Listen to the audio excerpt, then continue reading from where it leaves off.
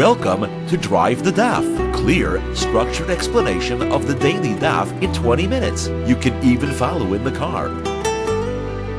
Taanis Daf continues the Gemara's analysis of the Mishnah's discussion of the Ma'amodos, the shifts of Yisraelim that were appointed to watch over, observe, and hold special fast days and tfilos over the Karbonos, the daily Karbonos Talmud.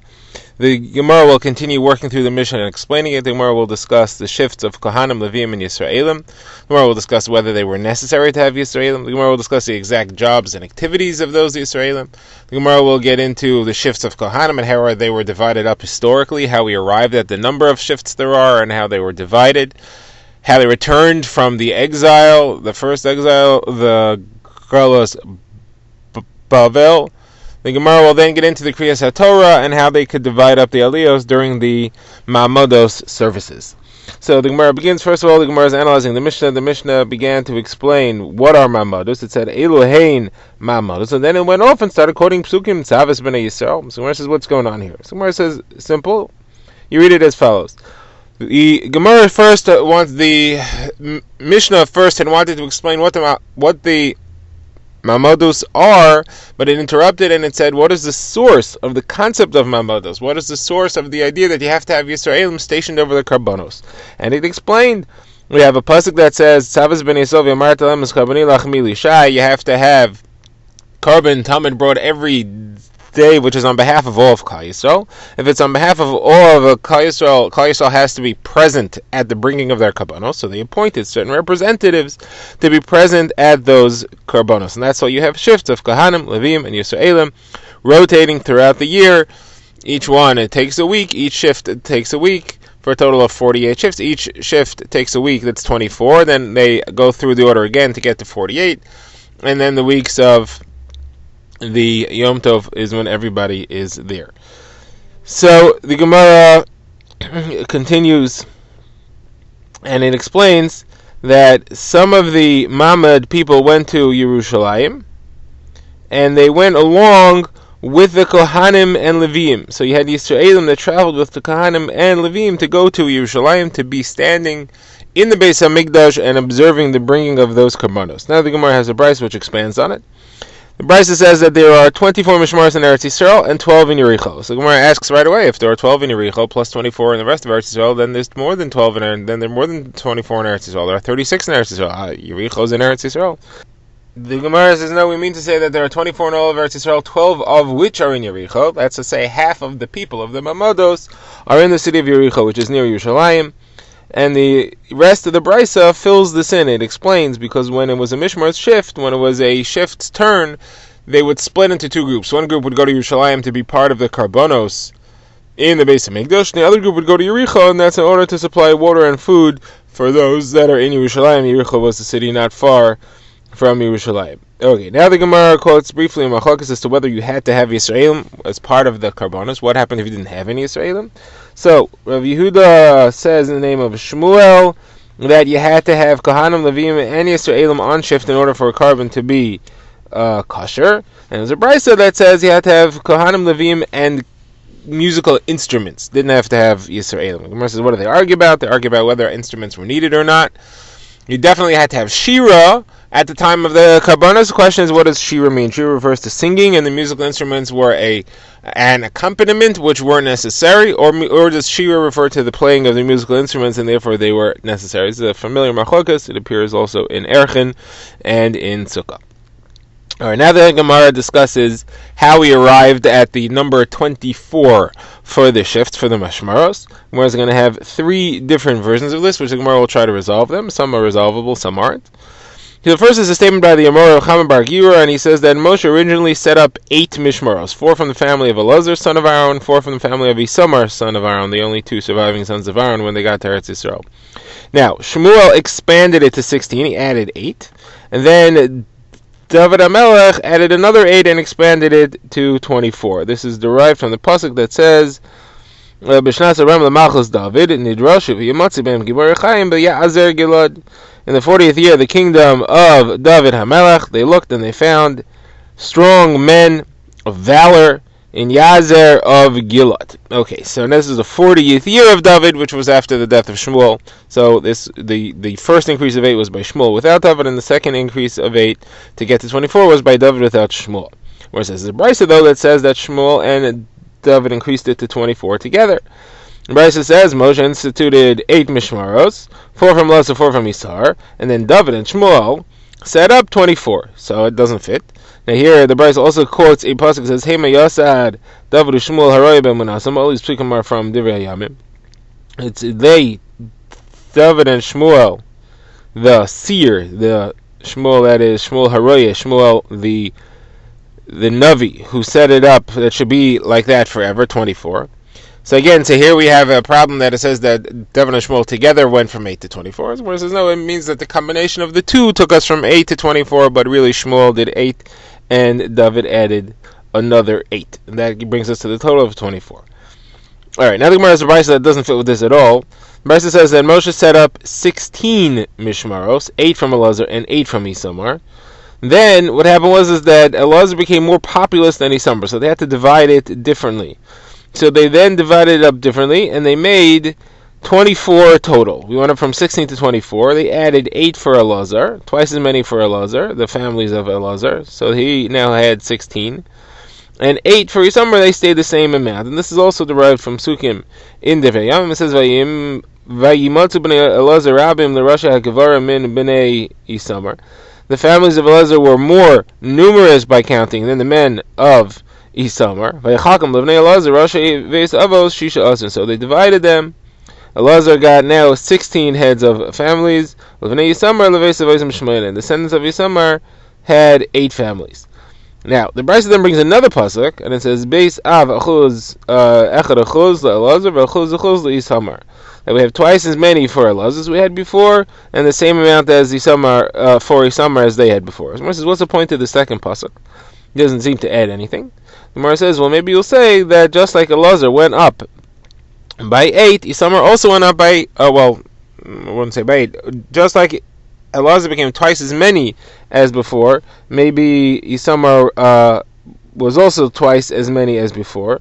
So when Elazar now became 16 and Isamar was 8, so before that, Elazar was 8 and Isamar was 4. The Gemara says, no, that's not correct, because you see from here that Elazar stayed the same, and Elazar, we see from here that Elazar doubled and Isamar stayed the same as they were before, so they were originally both 8 and 8. Right, so now the Gemara says this Brisa goes against Chaim Bar Giyura, who said that Moshe only set up 4 and 4. Gemara says yes, it does, but he has the other Brisa, he has the first Brisa we quoted, which also understands that Moshe set up 4 and 4. Okay, now the Gemara goes on to describe the return of the Mishmaros from the Babylonian Golas, the exile, to the Beis HaMikdash when it was rebuilt, the second Beis HaMikdash. So the Gemara says that only 4 of the original 24 families of Kohanim, only 4 of the original 24 Mishmaros returned, and they were called Yedaya, Charim, Pashchor, and Imer. So Gemara says that the Nevi'im at the time took those 4 families and they divided them into 24. Each of the 4 shifts was divided into 6. And they wrote the names of each of the shifts on a piece of paper and put it in a box. And then they picked out what the order of each of the 6 would be within each of the 4 shifts. So Yedaya came first and picked out 6.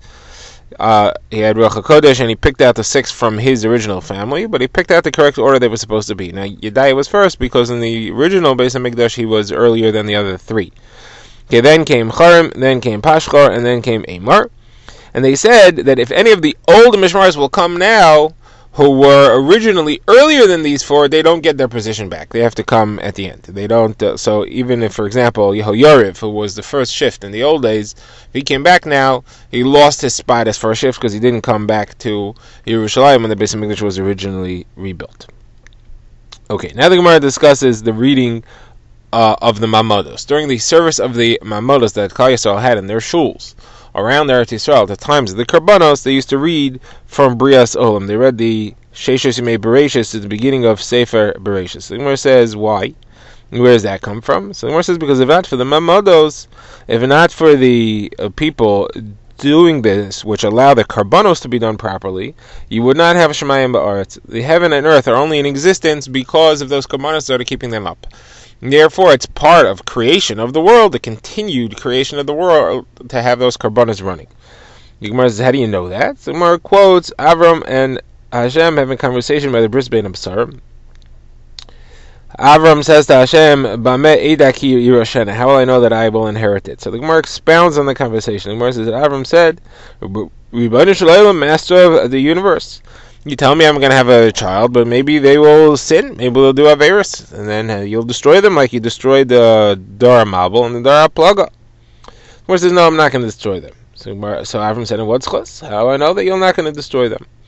So Hashem said, "Kali eglim mushuleshes ve'ez mushuleshes v'tor v'gazl." Bring me karbanos, 3 calves, 3 goats, the birds, and these are karbanos. So by the merit of their karbanos, they will avoid that destruction, even if they do have error. So you see, Klal Yisrael would not exist without the karbanos, and if Klal Yisrael wouldn't exist, the world would not exist, and therefore the world only exists in the merit of those karbanos. So Gemara asks, the Gemara continues that Avram asked. That's when the Beis HaMikdash is up. But if there's no Beis HaMikdash, there's no Karbanos, what's going to be then? Hashem said, I already wrote out the Seder Karbanos in the Torah, and they could read the Seder Karbanos, and that will keep the world up just like the Karbanos were, because I will forgive their Averos by them reading that. Okay, so now the Gemara discusses what happened exactly during the Mamodos services. So the Gemara says, those from the Mishmar went into the Beis HaMikdash, and they were mispalel that the karbonos should be accepted. Those who were not in Yerushalayim, they went to their shuls and they fasted. They fasted Monday, Tuesday, Wednesday, Thursday, for the different things that were happening at that time for the people that were in Sakana, based on the Kriya that they read at that time. So, on Monday, which was the second day of creation, which we read about the creation of the water, so there they were mispalel for the safety of the people who are in a ship at sea. On Tuesday, when they read for the safety of, we read in the Kriyas Torah about the creation of earth, they were mispalel for the safety of the people that are traveling through the wilderness, on land. The third day, when we read about, it's the third day of the service, but it's Wednesday, which is the fourth day of creation, when we read about the creation of the luminaries, the lights in the sky, which are pronounced Ma'oros but spelled Me'eros, which means curses. So we read about so we are mispalel for the children who have a disease, which is a curse, called Askara. On the fifth day, when we read about Chaya, the life, creation of various types of life, then we are mispalel for the lives of those who are giving birth and continuing the chain of life. So pregnant and nursing women that should not miscarry, and they should have enough milk to nurse their children. On Friday, they didn't fast because of Kavod Shabbos. They didn't fast on Shabbos for sure not. The Gemara says, well, why didn't they fast on Sunday? The Gemara gives 3 reasons. One reason is because of the Noitzrim. Certain religion, which still exists today, possibly, which kept Sunday as their holiday, and we didn't want to upset them, therefore we didn't fast on the day of their holiday. Second reason is because it's the third day from the creation of man, which took place on a Friday, and there's always a weakness on the third day of creation, so every Sunday people are weak. And the Gemara's third pshat is because it's right after Shabbos, we just lost our Neshama Yisera, we just lost our extra soul, and therefore there's a weakness, we don't want to fast when we just lost it. How do you know that you lose a Neshama Yisera after Shabbos? The Gemara says Shavas v'yinafash. Once Shabbos is over, then it's Vai Nefesh. Vai Nefesh is Vai Nefesh, woe to the loss of the soul. Vai, that we lost the extra neshama. Okay, now the Gemara discusses the actual Kriya. So we said that the Kriya, we had to lay in 3 aliyos. And we had, we were reading the days of creation, so we read 2 days of creation, which we had to divide into 3 aliyos. That means that one of the day had to be divided in half. So Gemara says, so for example, on the first day, so Bereshis, the first day of creation, is divided into 2, and the second day is read for only 1 person, because that's only 3 psukim. So Gemara asks, so how does this work? We know that any kriya can't be less than 3 psukim. So if the paragraph, the parsha of the first day of creation is only 5 psukim long, how can we divide that into 2 aliyahs? You can't have less than 3 psukim per aliyah. You don't have enough of 3 psukim per aliyah. So where's the machlokes Rav and Shmuel what you do? Rav says the middle pasuk is read twice. So the first 3 psukim are read by the first aliyah, and the latter 3 psukim are read by the second aliyah, and the middle one gets read with both the first and the last. Shmuel says you split the pasuk in half. You cut it in half. You read half of it at the first aliyah and half of it with the second aliyah. Now, why don't they hold like each other? So Rav doesn't like Shmuel's pshat because he says you can't cut psukim in half. We have a Masorah that we have the psukim as they are given is Masorah from Moshe Rabbeinu, and we can't cut them or join them in any way that he did not. Like the Gemara quotes Rav Chanina Kara, Rav Chanina, the expert on psukim, said that I tried very hard in front of Rav Chanina Hagadol, the great Rav Chanina, to split psukim in two, but he said I'm not allowed to split anything, not allowed to divide up any psukim, except for teaching children that it's hard for them to learn long psukim, then you can teach it in pieces. Otherwise, a pasuk has to stay complete. So Gemara says, so that's why Rav didn't want to say like Shmuel. Shmuel will say, well, just like you're allowed to split it for children, you're also allowed to split it as part of this kriya. The reason you're allowed to split it for children is because there's no other solution. Well, for kriya, there's also no other solution. So now the Gemara says, now Shmuel, why didn't want to say like Rav? So the Gemara says, because Rav ends up having that you end the first aliyah with 2 psukim remaining in the parsha, in the paragraph, and you start the second aliyah with 2 psukim into the paragraph. And Shmuel is going with halacha, you're not allowed to start or end the kriya within 2 psukim of the beginning or end of a paragraph, because somebody who walks in late will see where you're up to and assume that the previous aliyah only read 2 psukim, or that the next aliyah is only going to read 2 psukim to the end of the paragraph, and that would be a terrible mistake. We wouldn't want them to make that mistake. So the Gemara has a kasha on both Rav and Shmuel, and there's a different brisa that says when you only have 5 psukim to read in a parsha, and you have to divide it into 2, so the first one lanes 3 psukim, and the second one lanes those 2 plus another one. The third, meaning the next pasuk from the next parsha. So you have 3 psukim altogether. According to some, the second opinion in the brisa, you lane 3 psukim into the next paragraph in order that you don't stop within 1 pasuk of the beginning. But neither of them say like Rav and Shmuel. Neither of them say you repeat a pasuk, and neither of them say that you split a pasuk. So Gemara says this is different. This brisa, you have another option. You could read further, but here in our case, you can't read further. You can only read those 2 days. That's the appropriate reading for the time, and therefore you need one of these 2 solutions. Drive the Daf is a project of the Grand Woodlands Shul and is presented by Rabbi Yitzchak Landa. Find us on YouTube or subscribe to daily emails by emailing drivethedaf@gmail.com.